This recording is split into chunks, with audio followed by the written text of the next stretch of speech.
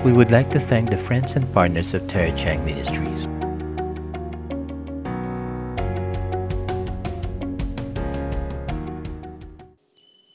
Magandang hapon po. Nandito na naman ako. Enjoy ho ako dito sa LOTN kasi grabe talaga yung anointing ng Holy Spirit. Nakakalunod ho yung worship nyo. Kaya si Lord talagang dinig na dinig kayo dito. Worship nyo talaga special. Grabe. Ayan. Balik po tayo dito sa ating topic, renewing of the mind. We're reading from Romans 12:2. Yeah, and do not be conformed to this world, but be transformed by the renewing of your mind, that you may prove what is that good and acceptable and perfect will of God. Tingnan niyo po yung ating word, renewing of the mind. Ang ibig sabihin, yung ating mind, babaguhin natin, di po ba?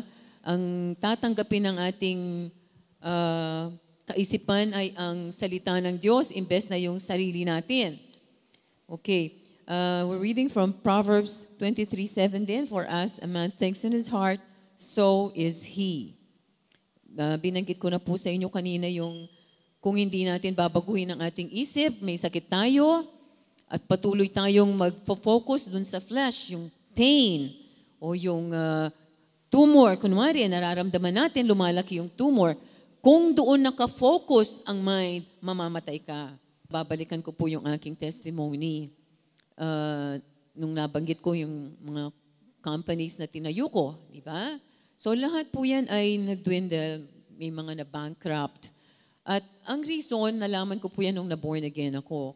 Kasi hindi rooted and grounded in the Word of God ako during that time. So ito po mga lessons na matututunan natin. For example, yung aking travel agency and cargo forwarding business. Napakalaki kong kumita dyan. Kaya lang nawala yan. Isang bagay lang. Bakit nawala? Pinalitan ng commissioner sa customs dito sa Philippines. Tapos, ganyan, nawala yung mga aking mga biyaherang Filipino. Wala na ako ngayon ma-load sa aking cargo forwarding company. Tapos na-realize ko na born again ako. Bakit? Kasi, habang ginagawa, nagpa-flourish ang business, habang nagninegosyo ako, nandadaya kami. Ako mismo, kasi akong presidente ng kumpanya. Ako nagtuturo sa mga tao ko, dagdagan ng 2 kilo bawat bagahe. Kasi kami, nagpapak kami for cargo, dagdagan ng 2 kilo, dagdagan ng 2 kilo. So, ibig sabihin, for example, 100 kilos yung bagahe ng pasahero, gagawin namin 102 para meron kaming kita. Pwera pa yung mga fees ko sa kanila. Hindi ko naman alam, mali. So yan nasa isip ko ngayon. Kailangan mandaya ako para lalong kumita ako. Nakikita ko naman talagang kumikita. Ang hindi ko alam, hindi pala magtatagal. So, hindi ako grounded sa word. So yun po yung nangyari. So bumagsak. Isang commissioner lang pinalitan, wala na akong biyahera. Pagkatapos yung aking fishing operation sa Tawi-Tawi at saka sa Zamboanga, nag-export kami ng mga mamahaling isda at saka mga lobsters. Anong ginagawa naming mga kasalanan? Naku, napakarami po. Yung aking mga divers, 100 yan. Ay, magda-dive sila. Ilang fathoms yan? 30 fathoms. Ang lalim-lalim nila. Meron silang mga compressors. Kompleto ko sa gamit. Ang dami-dami kong boats. Ang dami-dami kong mga gamit, mga ganyan, speedboats, mga ganun. Tapos, bagsak din ang negosyo kasi yung mga, dahil nag-prosper yung business ko, abay, tinatake over ng mga part, yung mga pinagkakatiwalaan namin, tinake over yung business, gusto nilang i-take over yung business ko. So, papasukan nila ako sa aking station, may daladalang Armalite. Itututok sa akin ang Armalite. Alam niyo, ang tapang-tapang ko, sabi ko, wag mo nga akong takutin at hindi mo ako kayang takutin. Magpapaputok sila kasi gusto nilang umalis ako doon, pero wala akong katakot-takot. At hindi ko alam nga bakit hindi nga ako natatakot. Kasi bata pa ako. Di ba yung mga ganyan, yung goal ko talaga ang nakikita ko. So anyway, pinakulam pa ako. Maraming mangkukulam na hinire sila at ako nag-hire din ng mangkukulam nung sinabihan akong, sipin nyo, napakarami kong, wala akong kaalam-alam sa mga ganyan. Pero sabi ko, mangkukulam ha, kala nila tatalaban ako dyan sa mga, sige, anong gagawin natin? kailangan po labanan natin. Mag-hire din kayo. Kasi nag-hire din kami. Naglabanan ng mga mangkukulam ngayon. Kasi sila ngayon na napinsala, hindi ako. Kaya lang, nasarado yung business ko. Kasi yung father ko namatay, ang mother ko, bago namatay, ang sabi ng father ko, ang last request niya, tumigil ako sa negosyo. So, nasarado.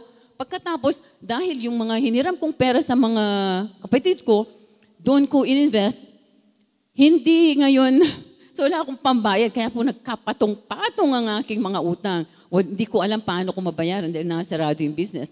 Yun naman pong construction business, hindi flourishing yan, di ba? Kung sa sikat na sikat ako, di ba na meron pa ako mga awards. Ano naman ginagawa namin? Naku, si Yoli, number 1 na sinungaling dahil tinuturuan ko.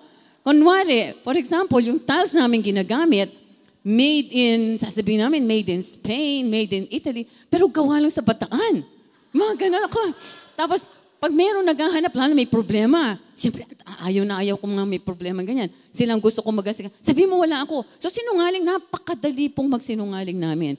So, ano nangyari? Nag-dwindle ang business. Yun naman pong aking agriculture business. 3,000 ang aking tao all over the Philippines. Pinaparangalan ako. 30,000 people sa Australia, magsasalita ako doon. Dahil papakita ko na napakagaling ko sa negosyo. Tapos bumagsak din kasi yung mga farmers, linuloko namin. Sabi namin, 100% ang yield pag gumamit sila ng agriculture products namin. Hindi naman totoo, 30% lang. Pero ang farmer, pag nakita nag-increase ng ilang mantalona, yung kanilang harvest, sa amin na yun, kuha na namin sila. Kaya lang bago namin magawa yun, magsisinungaling muna kami. So napakarami pong dahilan kung bakit hindi tayo makastay dun sa prosperity na sinasabi ng Panginoon sa atin. Dahil meron tayong mga disobedience. So, kaya po sinasabi ko ito, yung mga katulad ng binanggit ng husband ko kanina, yung strife. For example, nag-aaway ang mga mag-asawa at naintindihan ko po minsan walang pera ang pastor. Kanina po pinag-uusapan namin ng mga pastor. For example, si Andrew Wommack, isang very, very famous na preacher. Sinabi niya nung narinig ko po yan na testimony, 3 linggo daw, walang mapakain sa asawa niya at buntis, umiinom lang ng tubig. Pero siya, masyadong excited, hot na hot sa ministry. Walang balance pag ganyan. Ang sabi po ni Andrew Wommack ngayon, di ba, all over the world ang kanyang ministry ngayon, ang advice niya sa mga pastors na naghihirap, kailangan magkaroon muna sila ng trabaho hanggat hindi masustain ng ministry. Kasi kung tatatlo lang o 20 lang yung ating mga flock, yung mga tupa, tapos wala pa silang kinikita, di ba? Talagang hindi masusustain. Pero tayo, kung maipamulat na kaagad natin na sila ay magsusow, naku, bibigyan sila ng mga trabaho ni Lord, bibigyan sila, naku, napakarami ko na pong nakita. Yung sa aming, kung saan ako nagpipreach, talagang umuunlad po yan dahil tama, pag nag-sow ka, mag-re-reap ka. So, ingatan po natin yung, halimbawa, meron tayong, katulad ng additional testimony ko, bago ako na born again, ano ako, sino ako? Unang-una yung sinungaling, naku, talaga namang sinungaling, number 1. Number 2, napaka-chismos ako po. Na gustong-gusto kong nakakarinig ng mga juicy stuff tungkol sa mga ibang tao. Pagkatapos yan, i-chismis ko, ikakalat ko. May imagine nyo, wala sa itsura ko. Ay, naku, paborito ko. I got into trouble so many times. Tapos number 3, napakadamot ko. Super. Yan, alam ng kapatid ko yan. Na Chris, kapamilya, okay. Nanay, tatay, kapatid, okay yan. Pero outside of the family, kaibigan, etc., no way. Magtrabaho ka. Huwag kang hihingi sa akin. May ikaw, hindi ka nagtatrabaho, tapos manghihiram ka sa akin. No way. So ganyan, minsan po, meron kamag-anak na nga ito. Mag-abroad. Wala daw siyang pocket money. Nagtago ako sa ilalim ng kama. Tapos ang kapatid kong si Chris, wala naman siyang talagang pera. Kung ano yung pera niya dito, yun ang binigay niya doon. Kasi, naawa siya. Pero ako walang awa.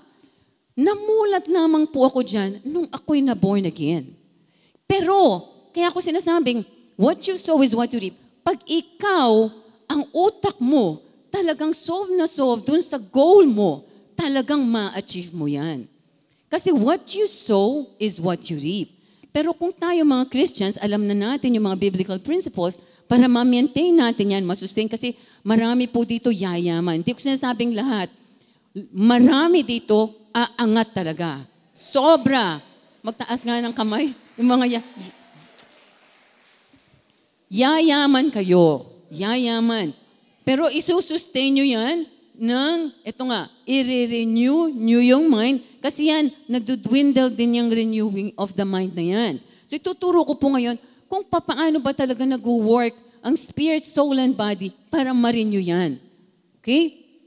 Sabi sa John 1:16, and of His fullness we have all received, and grace for grace. Ang grace lahat na, di ba po binanggit ko yung kingdom, nandyan na, kaharian, kayamanan, kapangyarihan, nandito yan sa lahat sa atin. Sabi nga ni Pastor kanina, open heaven.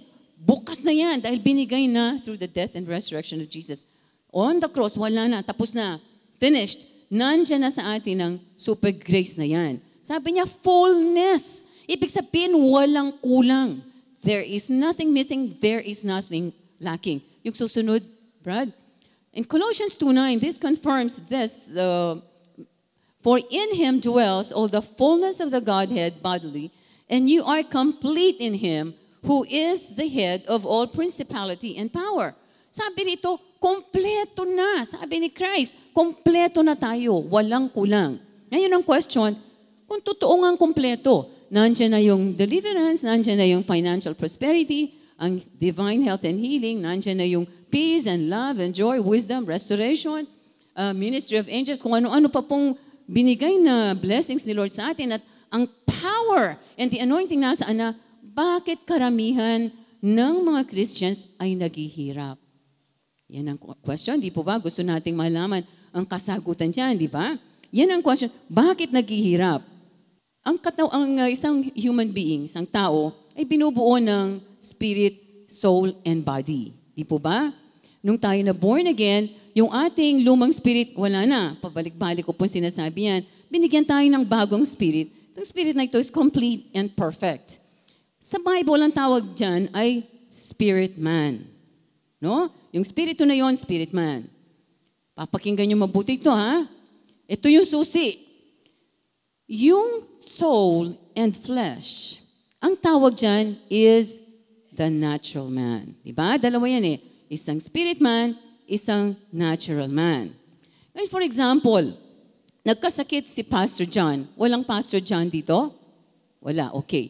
Nagkasakit si Pastor John, na-diagnose of having cancer of the stomach, for example. So anong gagawin ni Pastor John? Di ba? Pastor yan. Magdadasal siya kay God. Ang dasal niya, kunwari ito yung dasal niya, Lord, na-diagnose ako ng may cancer ako of the stomach. Pagalingin mo ako. Actually, maling dasal yun eh. Pero mamaya po tuturo ko. Usually, ganyan ang dasal ng mga Kristiyano. Lord, pagalingin nyo. Papagalingin nyo, pinagaling ka na nga eh. By Jesus' stripes, you were healed. Pero ganito silang magdasal. Lord, pagalingin mo ako. Ngayon, ang spirit man mo ang nagdasal noon. Because, hindi ka naman makaka-approach kay God kung soul nga. Kailangan spirit to spirit. Di ba? You are a spirit being, you have a soul, and you live in a body. Yung katawan is the shell, is the house. Kapag ikaw namatay, may iiwan niyang katawan na yan. Maaagnas. Tapos magiging babalik sa dust. Di ba? Ngayon, yung soul and spirit pupunta sa kanyang destination. Pero anyway, ang mangyayari dyan, kapag nagdasal ang isang tao, siyempre kay guidance, spirit to spirit. Yung spirit ko, magdadasal kay God. Ang question ko, sino ang kakausapin mo pag ikaw ay nagdasal? Ayun, yun sa pastor ha, nasusunod ha? Holy Spirit. Okay, nagdadasal tayo, Heavenly Father. Diba? Si God the Father, tayo nagdadasal. Ngayon, pag ihingi ka ng pabor, kaya inihingi mo yung galingan kunwari, although binigay na yan, kasi inihingi, sasagot ngayon sa'yo, sino? Holy Spirit na, very good. 500 yan ha? Okay. So ang Holy Spirit, ang sasagot sa'yo. Saan kukunin ng Holy Spirit yung sagot niya sa'yo? Kay Jesus. From the mind of Christ. Si Jesus nag-i-intercede para sa atin. Holy Spirit. So, Lord, Heavenly Father, pagalingin niyo ako. Holy Spirit will tell you right now. Okay, sasabihin niya kay Brother John, kay Pastor John, pinagaling ka na ni Jesus. 2,000 years ago, ikaw ay pinagaling ni Jesus dahil siya ay napako sa krus na matay at nabuhay muli. Ang spirit mo nag-rejoice. Alam niya yan. Spirit natin, alam, complete yan, perfect yan. Nag-rejoice, naniniwala. Ngunit, ang protocol, so itong protocol, itong spirit ko, pupunta ngayon sa soul. 2,000 years ago, by His stripes, you were healed. Ano sasabihin ngayon ng soul? Di totoo yan. Imposible. Ayan, ang tumor ko, lumalaki. Tapos napakasakit ng nararamdaman ko. Kahit anong gagawin nyo, hindi nyo mapapaniwala ang natural man na magaling ka na. Asan nyo may cancer dito? Hindi ba nag-attend? Ayun. Kumakuha nyo po ito. So, kahit anong gawin mo, hindi mo mapapaniwala ang soul mo na magaling ka na. Bakit? The natural man perceives through the senses. Natural siya. Ibig sabihin ng senses, naniniwala siya sa nakita niya, sa narinig niya, sa nahipo niya, sa naamoy niya, sa natikman niya. Na-perceive niya yan through the senses. Tingnan natin yung susunod po na ano. Sabi niya, 1 Corinthians 2:14, but the natural man does not receive the things of the Spirit of God, for they are foolishness to him. Di totoo yan. Di naniniwala. Kalokohan yan. Nandyan ang ebidensya. Oh, yan ang tumor ko, laki-laki. Ang sakit-sakit na nararamdaman ko. Nor can he know them because they are spiritually discerned. That is why pala yung spirito natin naniniwala sa Holy Spirit, doon sa sinabi niya, from the mind of Christ na pinagaling na siya, ngunit yung soul, at saka, siyempre kasama niyo yung flesh, yung natural man, hindi naniniwala. Tama? So, may problema yung soul. Ang soul, ang kasama dyan is the mind, the will, and the emotion. Magkakasama yan, tatlo na yan. Ang emotion ang nagbibigay sa atin ng pakiramdam. Bakit tayo nasasaktan? Dahil dyan sa emotion na yan. Ang problema natin is the mind, renewing of the mind yung topic natin, di ba?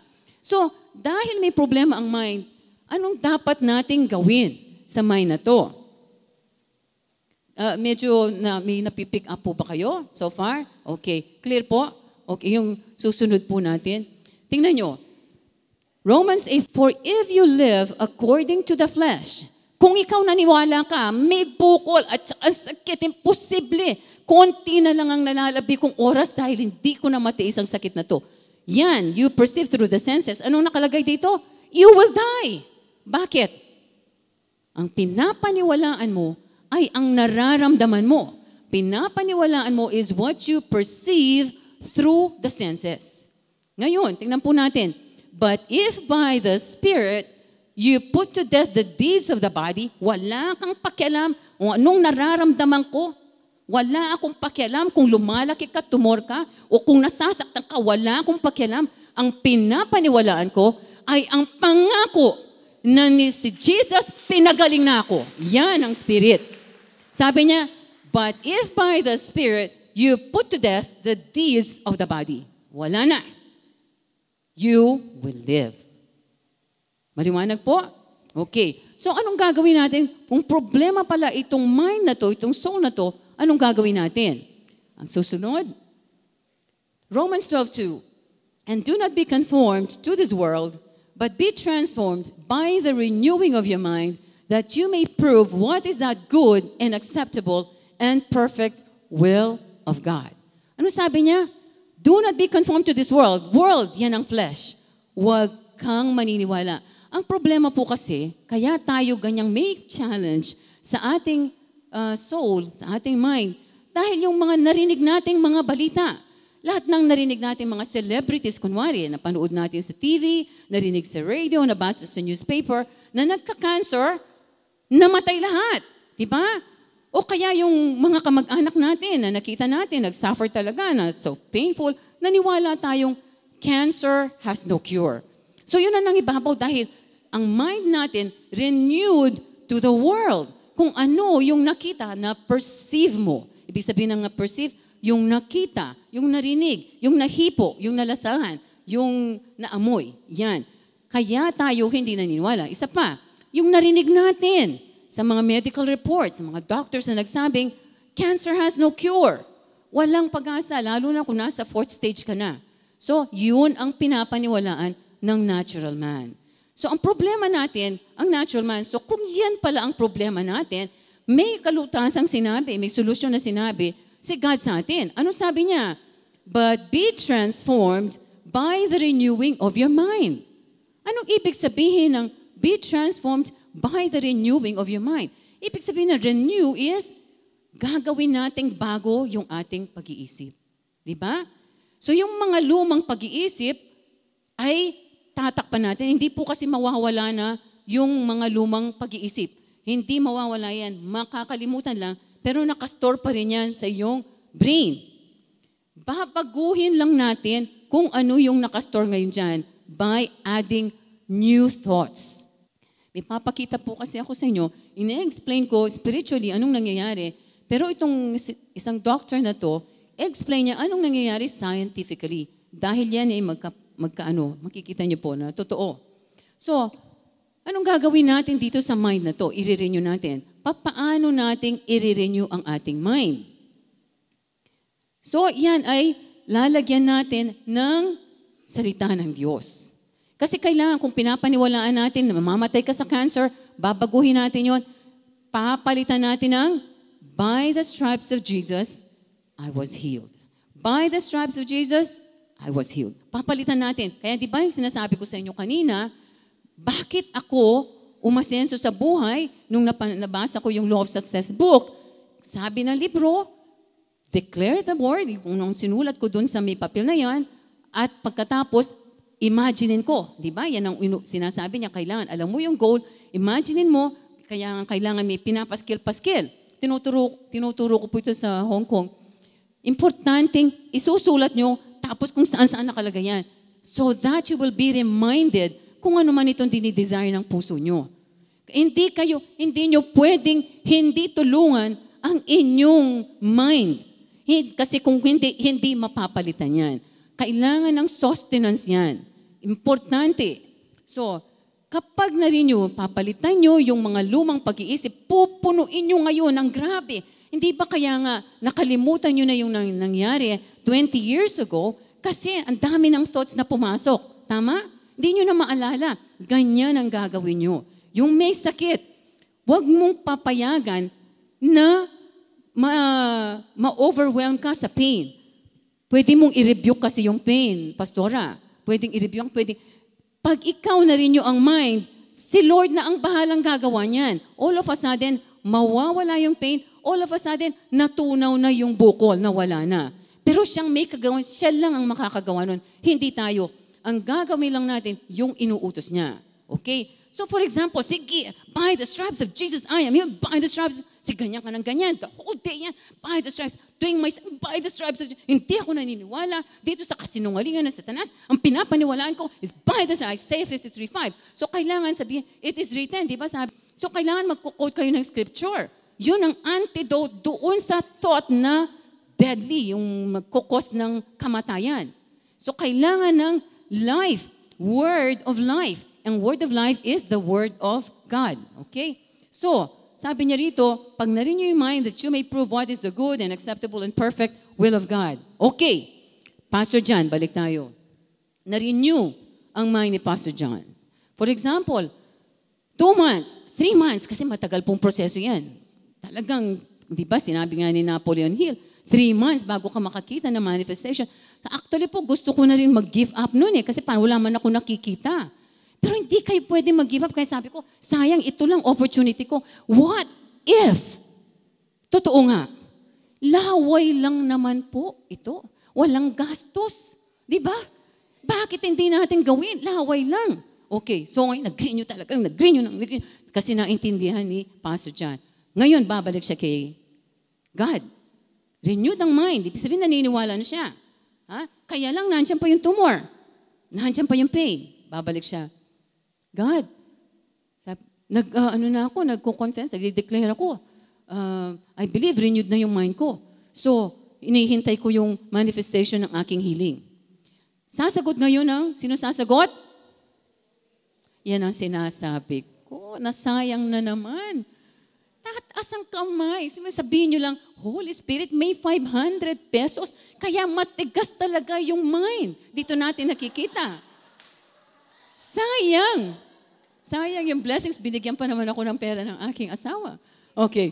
So, ano sasabihin ngayon ng Holy Spirit? John, 2,000 years ago. Yan lang po lagi sagot niya. Babalik at babalik sa Word. Kasi He leads us into all truth and it is the truth that sets us free. So, yung sagot ng Holy Spirit, puro truth lang yan. Sabi niya, John, Jesus already healed you 2,000 years ago. By His stripes, you were healed. So, nagre-rejoice ang Spirit. Talagang confirmation. Balik siya ngayon sa soul. Sinong babalik sa soul? Ang Holy Spirit. The Spirit of man. Kita nyo? Magtaas ng kamay. Okay. Kita nyo? Okay, so bumalik. Ngayon, dahil renewed ang mind ni Pastor John, sasabihin ngayon ng Spirit man, John, you are healed by the stripes of Jesus. 2,000 years ago, ginawa na yan ni Jesus for you. Dahil renewed ang mind ni John, I agree. Sasabihin ng soul sa kanya, I agree. I know I am healed. Nandyan pa yung pain, nandyan pa yung sakit, nandyan pa yung bukol. But the moment nagsabi ang soul, I agree. Meaning, he agrees with the word of God. He agrees with this word of life. Yan ang life, di ba? Yung tumor, patayan, kamatayan yan. As soon as he agrees, marirelease ang power of the Holy Spirit to bring about healing on his body. Amen. Naintindihan po natin? Ganyan lang kasimple ang renewing of the mind. Pero may kasama, di ba, sa Joshua 1:8, nandito ba yung Joshua 1:8 natin? Ayan, this book of the law shall not depart from your mouth. Di ba, mag-declare ka ng salita ng Diyos. By salita ng Diyos, kasi yan, magbibigay yan ng buhay. Yan lamang ang makakapagbigay ng buhay. Wala nang iba. Wala nang iba. Kung titingnan niyo po, in the beginning, sabi na sa Genesis 1:1, God created the heavens and the earth. Yung susunod na verse, kasi the Holy Spirit was hovering around ang ganyan, di ba? Tapos yung susunod, sabi ni God, then God said, let there be light. And anong nangyari? And there was light. Wala na namang nagtaas ng kamay. Tingnan natin. Okay. Na-save na naman yun yun. Okay. Let there be light. Simply, God, anong ginawa niya? To create.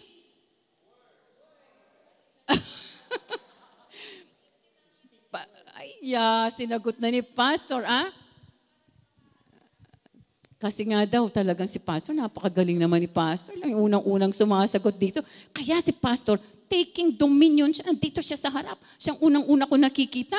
Pinipigil ko lang yung daliri. Ito. Okay, wala na, nasagot na po. Sa susunod, sino yon? Okay, get ready lang sa susunod. So ano yung sagot natin, Pastor? So God, when He created, He spoke the word. Di ba? Kung kayo, natatandaan nyo yung nangyari dyan, sa first day, anong kinreate niya? O, kita nyo, sumagot na naman, hindi nagtaas.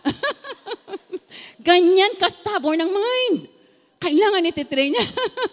Ganyan ka-stubborn. Sabay-sabay pang sasagot. Okay. So, kinreate ang light. Ngayon, kailan kinreate ni God ang sun and moon and the stars? Ayun. On the fourth day. Very good talaga. Ikaw pa. Very good. Very good. Kung kayo naghintay ka pa ng konti yun, dagdagan pa yun eh. Di ba? Kahapon, di ba? Okay, on the fourth day, papaanong nagka-light? On the first day, ang sources ng light kinreate on the fourth day. Paano nangyari yun? Hindi pa po, hindi. Hindi ko po, nag-ano lang. Okay, sige, Pastor, i-share.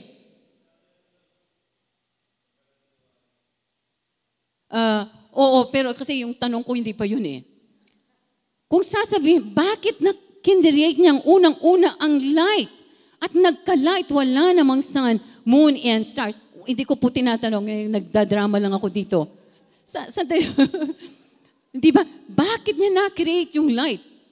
Alam niyo po bakit? Ako nasasagot muna kasi importante ito. Ang light ay si Jesus. Sabi niya, in the light. Kasi sabi niya, nothing was created except through Him, in Him, for Him. Tapos sabi niya, and Jesus was the life, and this life was the light of men. Nakita po, ang word ni God, when He speaks it, it gives us life. Ito yung nagbibigay ng liwanag sa atin. Kapag ngayon, kayong mga pastors, may kaliwanagan na sa kaharian ng Diyos, di ba? So anong mangyayari? Makakapag-operate na yung Holy Spirit. He will release the power of the Holy Spirit. And He's releasing it right now.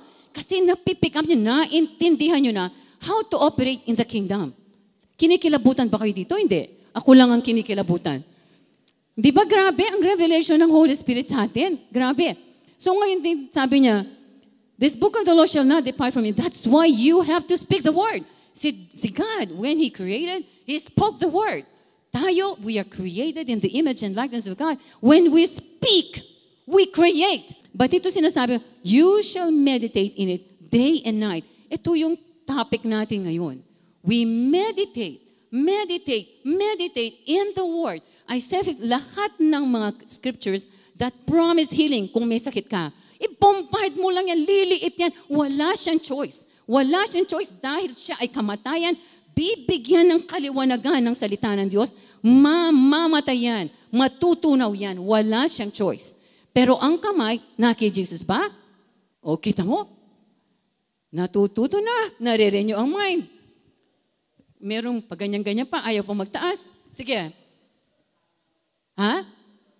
Victory is in your hands. Wala na kay God. Nasa kamay na natin. Sayang si pastora, siya kaganyan. Take dominion. Ha? No? Kailangan. So ngayon, anong gagawin natin? So, dito, you may observe, pag ikaw nagawa mo yung dalawa, yan ang utos ni God from the very beginning. Pentateuch pa to, yung fifth, yung book na to, 5 libro pa lang ang nasusulat dyan. Yan na ang tinuturo ni God. Kay Joshua, gusto mong maging successful. Ito yung gagawin mo. This book of the law shall not depart from your mouth, but you shall meditate in it day and night. Yan ang renewing of the mind. Yan ang sinasabi natin sa Romans 12:2. Do not be conformed to this world, but be transformed by the renewing of your mind. Sabi niya, that you may observe to do according to all that is written in it. Alam niyo, itong that you may observe to do, hindi ikaw ang gagawa niyan actually. Si God. Kasi pag binigay niya sa iyo yung ilaw, makikita mo yung revelation, hindi ka pwedeng hindi susunod dahil yung pagmamahal niya, mararamdaman mo, gusto mo i-express back sa Kanya. Kaya hindi pa tayo, nakikita ko yung nag-worship, hindi lang mataas ang takong ko din, nagwawala. Kaya lang nakikita ko, di ba, naglululuhod kayo dito. Yan, ine-express natin back, yung pagmamahal, kasi nararamdaman natin yung pagmamahal niya sa atin. So, yung mga, so that you may obey, observe to do, yung sabihin, obedience. Ang obedience, makukuha nyo yun kapag kayo ay this book of the law shall not depart, pag nag-declare kayo ng salita ng Diyos, kapag kayo ay nag-renew ng mind, hindi pwedeng hindi kayo mag-obey. Kasi mararamdaman nyo yung sobra-sobra niyang pagmamahal at gusto nyong magbaba doon. Ayaw nyo siyang i-displease. Gustong-gusto nyong ma-fulfill yung calling nyo. Dahil mahal na mahal nyo siya, ayaw nyo siyang i-displease. And then sabi niya rito, for then you will make your way prosperous. Who will make your way prosperous? Is it God? No, it is man. It is you. Diba? And you will have good success. Sabi niya, ang renewing of the mind. So, anong ginagawa ng renewing of the mind? What does it do to you? Bakit pag na-renew ang mind mo, biglang susunod ka? Anong napunta sa'yo? Ayan, naku, napakaraming hands. Doon tayo kukuha sa bandang likod. Yes. Faith. Yan ang binibigay niyan. Nagkakaroon tayo ng pananampalataya sa Panginoon. Naniniwala tayo all of a sudden. Alam niyo po, like, for example, ako, yung 16 years ago, nung una ako nagka-cancer of the ovary. Tapos 8 years ago, nagkaroon na naman ako ng cancer, exactly the same spot. Dati, ang laki-laki ng tumor, pero nung na-check ako second time, maliit lang, kumbaga cyst pa lang. Tanong kay Lord, bakit Lord bumalik? Siyempre pa, devastated ako, kasama ko po yung aking kapatid, si Chris. So, tingnan niyo kung bakit kailangan natin ng body of Christ para tayo ay matanggal dito sa mga suffering natin. Nasa Cardinal Santos ako, kasama ko yung brother ko. 3 araw ako doon, tinetest. So, sabi ng doctor ko, tatanggalin na yung lahat ng reproductive organs para hindi kumalat habang maliit pa daw yung cancer. Tapos, siyempre, devastated ako. Kasi, nagtataka nga ako, bakit ako devastated? Hindi nga ako natatakot, di ba? So anyway, pag pala ako nagkasakit ng ganyan, talagang ang tendency is matatakot ka. But how do you conquer that fear? So, di malungkot na malungkot ako. Sabi ko, Chris, tingnan mo yung results. Tapos sabi ko, operahin ako. Kailangan 6 weeks daw ako dito sa Philippines kasi hindi ako makaka-travel. Hindi ako pwedeng sumakay sa eroplano. So sabi ng husband ko, nako, kailangan, ayaw ko, hindi kita maalagaan dyan. May trabaho ko, dapat dito ka magpa-opera. Sabi. So ang mind ko, wala yung renewed mind. Ang nakikita ko yung aking flesh. Di ba? Kasi bakit? Yung pain, yung sinasabi ni Robert na umuwi ako dito. Yun. Pinag-preach ako dito sa isang church, convergence ng churches yun. Tapos pumunta ako dun sa court. Yun. Doon ako nagsasuffer. Pagkatapos ko mag-preach at pumunta sa court, nanalo ako dun sa court. Pumunta ako sa Cardinal Santos. Doon ako nagpa-check up. Doon ko nga nalaman na meron na namang cancer. Kaya lang maliit na lang. Sabi ng kapatid ko, ate, alam mo, wala akong kilalang tao na mas may faith sa'yo. Anong nangyayari sa'yo? So, wala akong kalakas-lakas talagang manginom. Umuwi ako sa bahay ng kapatid ko. Alam niyo pong ginawa ng kapatid ko? Nag-record siya ng mga preaching messages. In fact, yung natatandaan ko yung kay Gloria Copeland, di ba sa healing sila? So siya, inubos niya yung tape, punong-puno ng mga preaching messages at saka praise and worship music. Pagkatapos sabi niya sa akin ng kapatid ko, ate, ilalagay ko dito sa kwarto mo itong tape na to. Let it run the whole night. Sabi niya, kailangan mo nang ma-renew ang mind mo. So kailangan tayo magtutulungan tayo. No? Kahit na yung sinasabi nga ng kapatid ko, ako yung pinakagrabing faith, pagdating sa problema, nanghihina ka pa rin. So anong ginawa ko? Di pinakinggan ko. Pinapahinggan ko, wala pa rin. Talagang iniisip ko, mamamatay. Tingnan, mamamatay na ako, kawawa yung mga anak ko, paano yung negosyo ko, paano yung asawa ko, etc. Kung ano-ano iniisip ko. Kaya lang nagra-run. Di ako natulog. Run. Praise and worship, music, praise and worship. Tapos ngayon, dahil punong-puno naman ako ng word ni God, napakabilis mag-register. Nung umaga, narinig ko ngayon si Gloria Copeland. Sabi niya, tumayo kayo. Sabi niya sa audience niya. Tapos tumayo ako. Tapos bigla na niya rebuke yung may cancer. Kahit sabi niya, yung nakikinig ngayon sa tape, yung nakikinig na yan. Sabi niya, healed na yan in Jesus' name. So, rebuke niya. So, ang feeling ko, ako yun. In other words, naniwala ako dahil na-renew yung mind ko all night. So, kailangan tutulungan natin ang sarili natin. Ito po sa Das Supernatural kay Sid Roth, naging guest niya itong neurologist na ito. Si Dr. Caroline Leaf, na-encounter niyo na siya? Sino na-encounter sa kanya? Ay, na-encounter niya, Pastor. Sabi niya, on rewiring your brain, meaning renewing your mind, in Sid Roth, it's supernatural. So, bali po pinapaliwanag dito ni Dr. Leaf na ang mind, may babanggitin siya dito, kapag kayo nagsasuffer, at kayo ay merong emotions, for example, malungkot kayo. For example, umiiyak kayo na dahil sa mga dami niyong problema, o nagagalit kayo, na-stress kayo, ang mangyayari daw sa brain, yung mga signals ng brain, mag-turn into parang puno na sunog. Ngayon, kapag 21 days, tuloy-tuloy yan na nasusunog, kumbaga na masama ang nangyayari sa brain tissues na yon, magkakasakit na. Doon na papasok yung mga sakit, doon papasok yung mga problema. Ha? Pero sabi ni Dr. Leaf, kapag tumawa kayo, kapag masaya kayo, kapag in-infuse nyo ang Word of God sa sarili nyo, yung mga itim na brain tissues na yon, babalik sa pagka-green. Kasi ang tissues daw natin parang, parang green na puno. So dito, makikita nyo, sabi niya, up to 95% ng mga sakit nanggagaling sa thoughts. Ngayon, ang thoughts nyo, hindi nakikita yan ni Satan. Di ba? Hindi niya nakikita, hindi niya alam kung anong naiisip nyo. Pero, sa revelation ko dito, nakikita niya na itim yan. So alam niyang nagsasuffer ka. Pero hindi siya maka-atake hanggat hindi niyo binibigkas ang salita.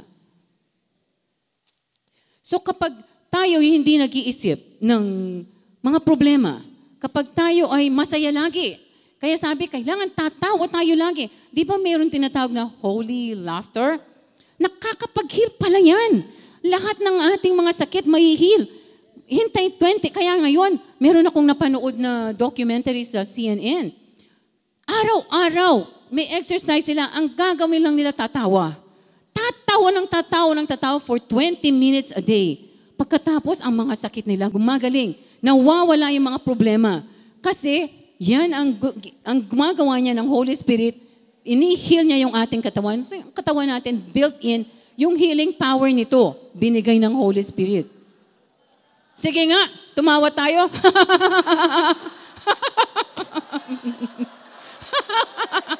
Yan ang gagawin natin araw. May problema. Nakakatawa. Actually, di ba nakakahawa? Nakakahawa. Kahit na umiiyak kapag may narinig kang tumawa, matatawa ka di ba? Sige, tuloy natin ang tawa habang hinihintay natin ang Holy Spirit yan.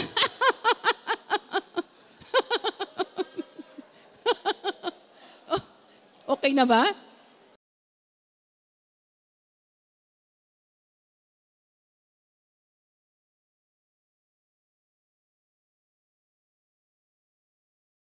Yung mga nagtaas ng kamay, gusto niyo, may natatandaan ba kayo sa sinabi, Pastor? Yung sinabi po actually doon sa video clips po ay yung sinabi ni Pastora Terry kanina. Napakagaling talaga ni Pastor, ano? Sino pa po bang gustong mag-share? Ikaw, Pastor? Okay. Ilang points lang po natandaan ko. Sabi niya, God designs us the ability to renew our minds. Another thing is our mind is wired for love. And 87 to 95% illness comes from our thought life. Galing naman ni Pastor. Kayong dalawa. Meron po bang isi-share si Pastor dito? Sige, Pastor, dito ka tumayo. 400 billion action per seconds po palang nagagawa ng ating mind. No? Narinig niyo yun? Gaano karami? Meron, Pastor? Yun yan. Meron pa? Sino pang gusto mag-share? So nakita nyo, na-prove ng science na totoo ang nakalagay sa Biblia. Kung hahayaan natin na tayo mag-dwell sa problema, na tayo ay mag-focus dito sa sakit, o magpo-focus tayo sa problema sa pera, o magpo-focus tayo sa problema natin sa asawa kung nag-aaway tayo, anong mangyayari sa brain cells? Maapektuhan. Mangingitim. Mangingitim daw. Magpuproduce ng enzymes kung saan maapektuhan ang buong katawan.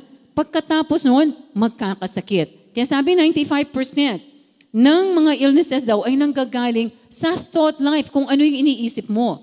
So kaya binigyan tayo ng salita ng Diyos. Kung natatanda, may binanggit po tungkol sa fear, di ba? Sabi niya, kapag ikaw ay natakot, ganyan, masusunog kaagad yung green. Tama-tama po yung sinasabi ng 1 Peter 5:8 and 9. Be sober, be vigilant, because your adversary, the devil, walks about like a roaring lion, seeking whom he may devour.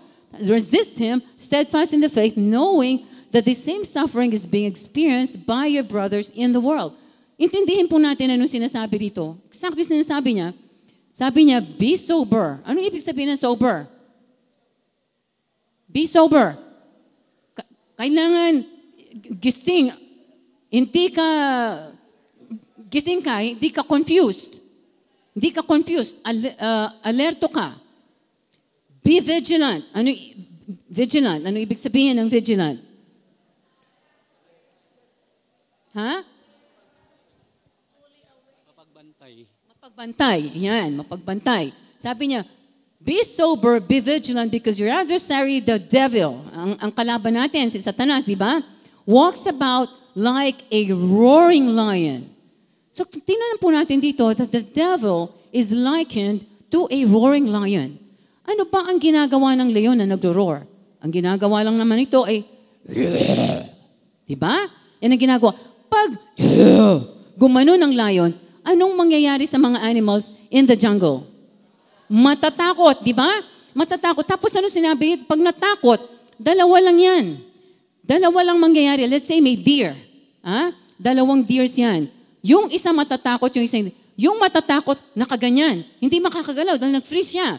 Yung isa, tatakbong pa pala yung mabilis na mabilis.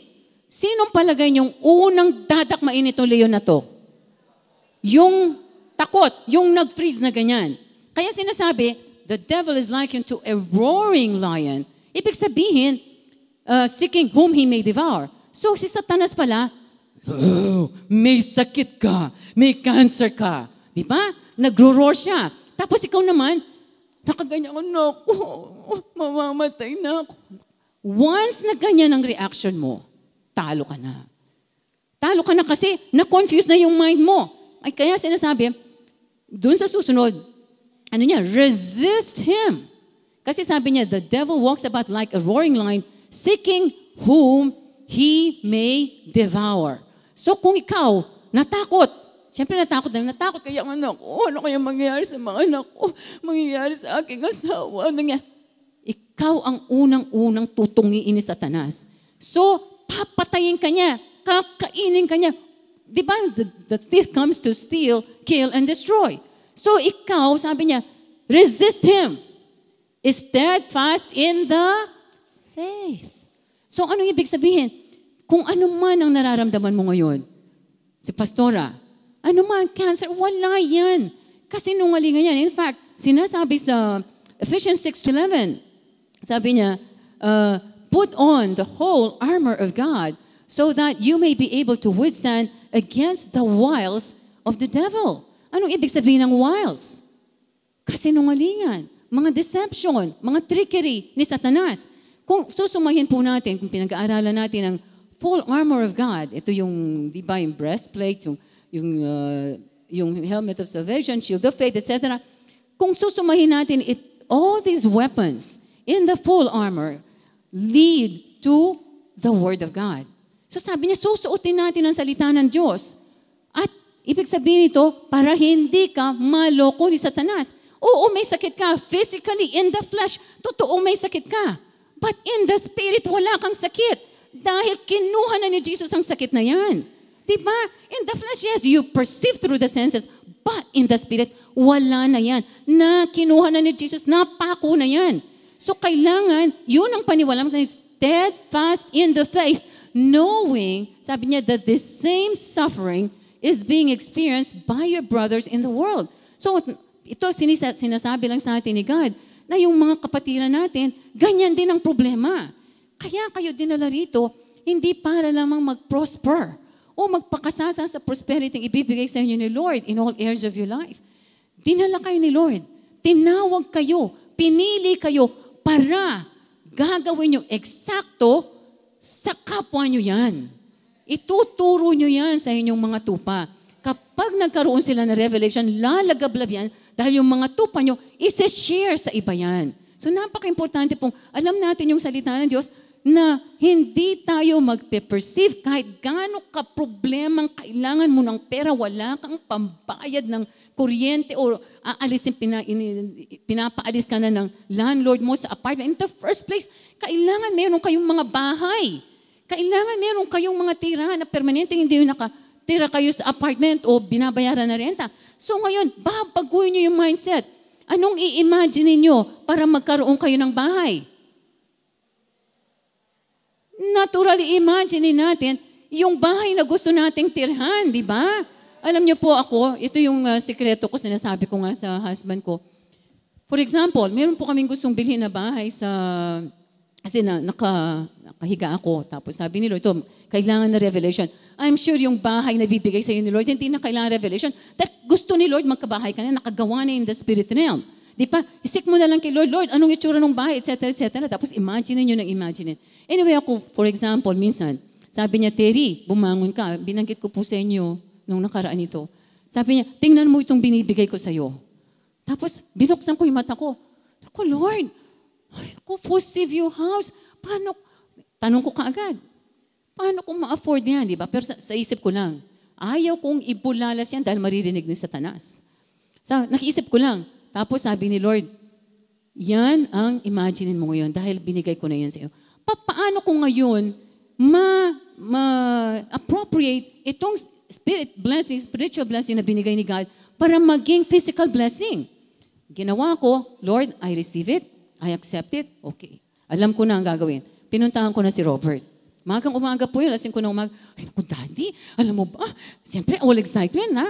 Lord, alam mo, Daddy, pinakitaan ako ni Lord. Bibigyan pala tayo ng full view house. Tumigil ka! Sorry, asan si Robert? Tumigil ka. Hindi tayo bibili.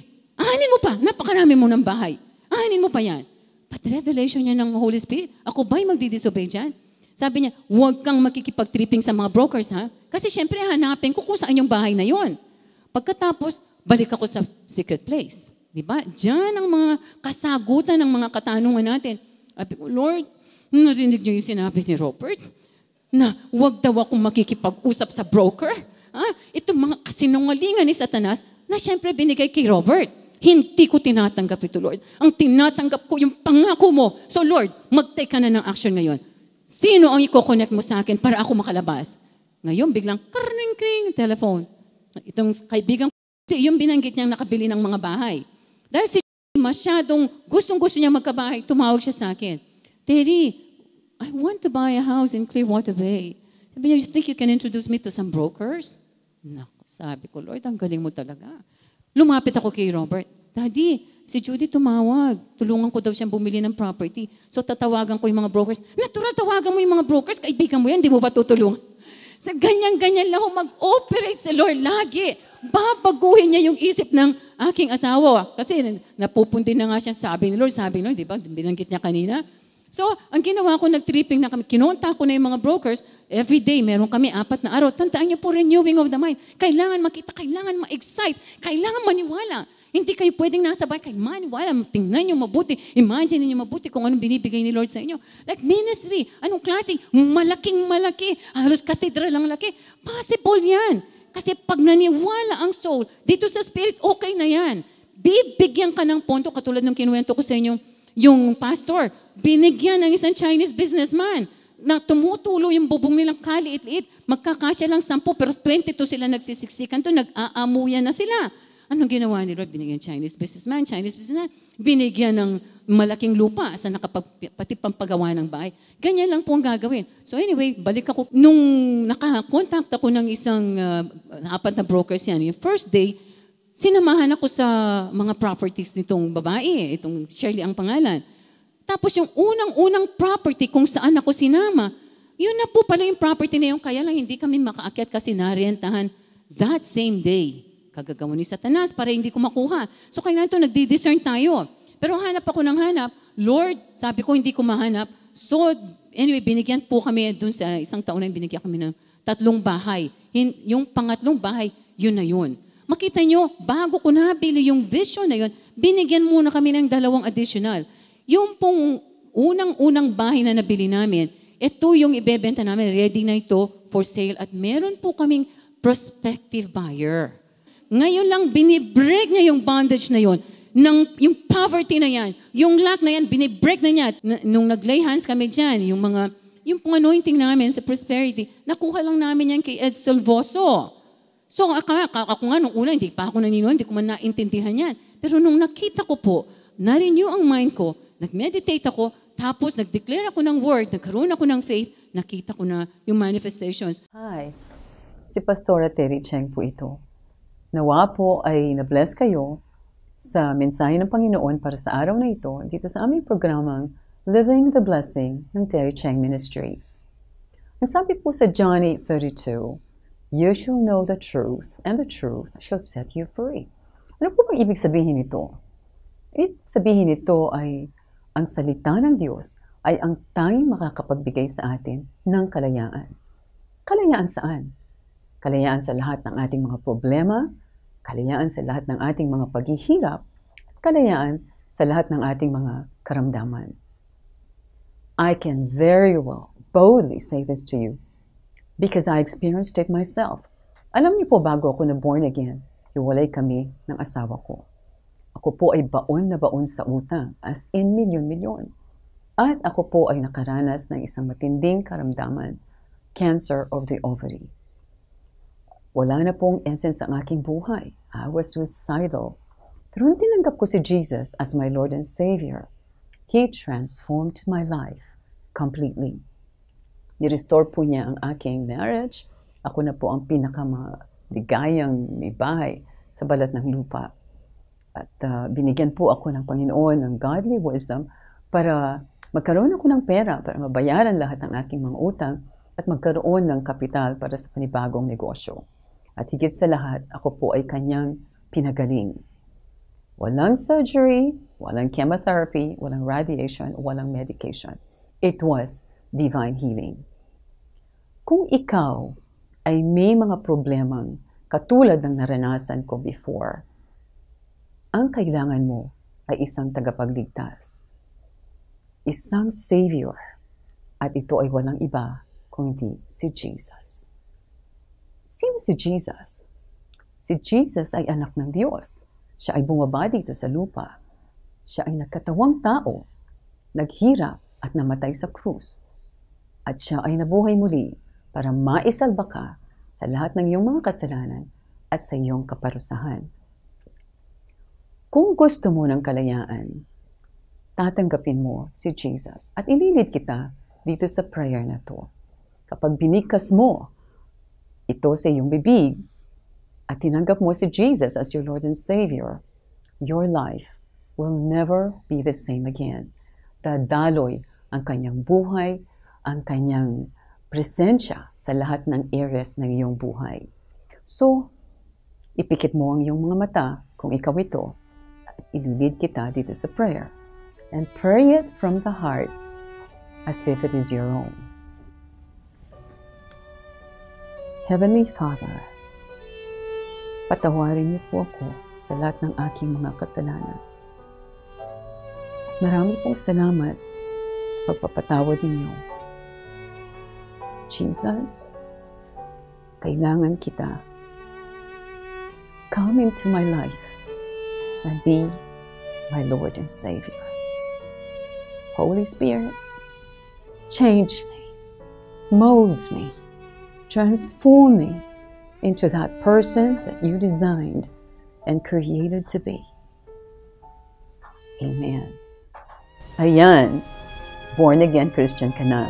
Congratulations. Alam mo, kung patuloy kang manunood at makikinig araw-araw dito sa aming programang Living the Blessing ng Terry Cheng Ministries, nakakasigurado akong mararanasan mo lahat ang mga pagpapalang nakasaad sa salita ng Diyos. Tandaan niyo po, mahal ko kayo at mahal kayo ng Panginoon. God bless you.